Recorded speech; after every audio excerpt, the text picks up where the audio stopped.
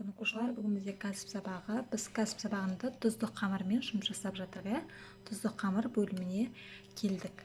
Ал мен тұздық қамыр жасау үшін бізге керек құралдар, біз алдында айтып өттім, ұн керек болады. Одан кейін тұз, пуффа-клей және стакан су керек болады. Сонымен қатар дайын бұйымды бояу үшін гуашь немесе акварель және оның кисточкасы керек болады. Жақсы. Енді біз бүгін тәтті тоқаштар немесе алқа дайындайтын боламыз.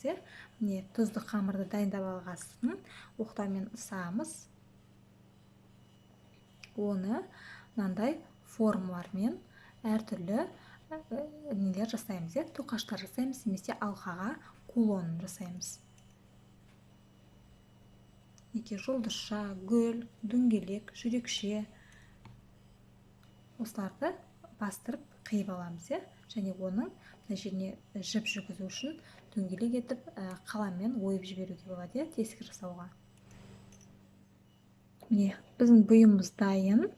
Дайын бұйымды біз боядық әртүрлі түске: қызыл, сары, жасыл, көк түске. Қызыл жүрек, сары гүл, жасыл дөңгелек, көк жұлдызша. Неке осыдан жай ғана жіп орам салмай тоқаш қылып салуға болады, тәрелкеге де қойып қойға болады, ойнауға болады, санауға болады, жеуге болмайды әрине. Біз оны тек бұйым жасауға арналған қамырдан дайындадық. Немесе мынандай ортасынан тесік салып, мынандай мойнымызға алқа қылып, немесе жаңа жыл қарсаңында жаңа жылға ойыншық жасауға болады екен, осылай өз қолымыздан. Кері байланыс күтемін оқушылар, сау болыңыздар.